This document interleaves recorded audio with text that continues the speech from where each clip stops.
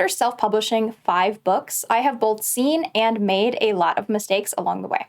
So here are the top 7 mistakes that I see writers making and my best tips on how to avoid them. Publishing a book that is just not ready yet can really set you back, no matter if you are going the traditional publishing route or a self-publishing route. I would so much rather my debut book have been something great instead of lukewarm.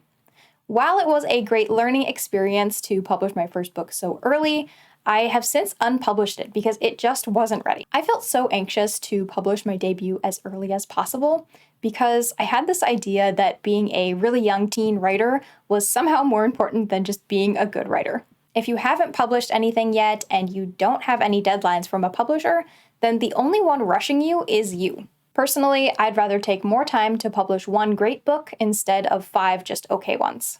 So take your time and learn along the way.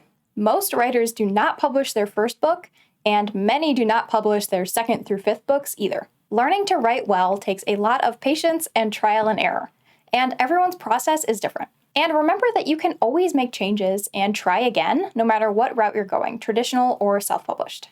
Books with poor structure do not hold a reader's attention, whether this is fiction or nonfiction. When it comes to fiction, the plot needs to develop with high and low moments for the characters, and questions should be both answered and asked along the way. Having a basic understanding of the traditional 3-act structure and knowing how a reader wants to see a character move through a story and how the story should be affecting the character. Those are really big things to understand when it comes to just creating a structure of a story that will keep readers engaged throughout the story.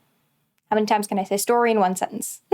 When we talk about killing your darlings when it comes to writing, you might have scenes and chapters that you're really attached to or were really fun to write or anything like that, but they're not actually helping the story move forward.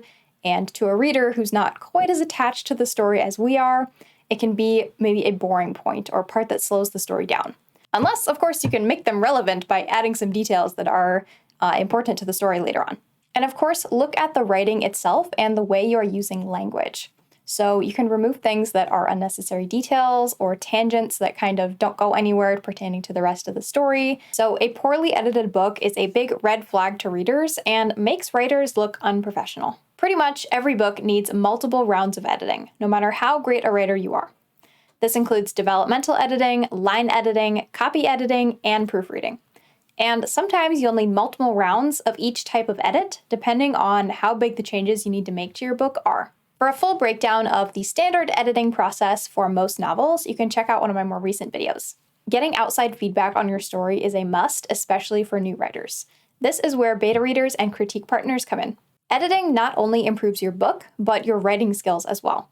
Learning your writing weaknesses and strengths is extremely valuable. With thorough editing, you're going to make sure you're telling the story you want to tell in the way that you want to tell it, and in the way that readers will enjoy reading it. And it's a great idea to get outside feedback at different stages of the writing and editing process to make sure that things are really lining up the way that you're expecting them to. And while professional editing is definitely not cheap, it can be worth its weight in gold, and it will teach you so much not only about editing, but also about writing. Characters are arguably the most important part of any story. You can have the most amazing plot and world building, but if the characters aren't right there, the readers won't be either. A great way to create 3-dimensional characters that readers love is nailing down the characters' goals early on. Characters with goals are always moving towards something, making progress or failures, and that keeps the story moving and the reader engaged. So give the readers a reason to care about this character. Along with goals, they also need motivations, something that is driving them forward in the story. Who is this character? What are they doing? Why are they trying to do it? And why should the reader care? This is essentially going to give readers someone they can root for and something to look forward to. If they know the character's working towards something, they want the characters to succeed, and they can see that progress is being made towards something interesting happening. Characters should feel like whole, real people. They should have strengths, they should have flaws, likes and dislikes, a backstory. Now, we don't need to know everything about their backstory, we've already covered that, but things that tie into the story are just going to make them pop off the page even more to readers. Everybody cannot get enough of the enemies to lovers trope, but when tropes are overused in unoriginal ways, they become cliché. Readers are tired of reading the exact same thing. We want a little twist. Not every element of your story needs to be the newest, weirdest thing readers have never heard of. Actually, that probably wouldn't be very good at all. But we need a mix of the familiar and new. So put a little spin on overused ideas, flip the script, make a new flavor combination. Would have been funny if I used a bunch of cliches in this example. This does not mean you should completely avoid traditional structure or popular tropes, but use them in a mindful and meaningful way. Writing takes longer and is infinitely more frustrating when you can't find your pencil and the cat has eaten your notebook. Or vice versa. Thankfully, I don't have a notebook big enough to eat this cat. Whatever your writing process may be, just find systems that can help you keep organized and make them easy to use. If you use notebooks, get multicolored pens and colored tabs. If you use Scrivener, then use different folders to organize your projects. And if you use Google Docs, just give up because it's gone. There's too many words in there. Can't find it. I'm just kidding. If you use Google Docs, then of course use tabs and headings to keep things organized. I wish they had tabs forever ago. This is an amazing addition to Google Docs. Why didn't they do this like 10 years ago?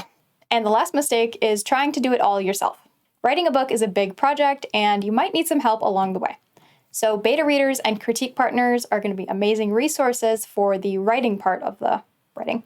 When it comes to the editing side, a professional editor or just some friends with good eyes. And it is also very helpful to have a sounding board person, somebody who you can talk about stupid plot details to and they will just kind of listen and go, even though they have no idea what the heck you're talking about. Let me know of any big writing mistakes that I might have missed in this video.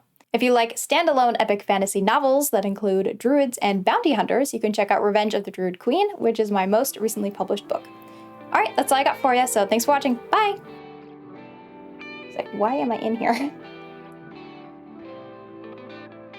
Oh, I wrote this in the middle of the night. It's unhinged.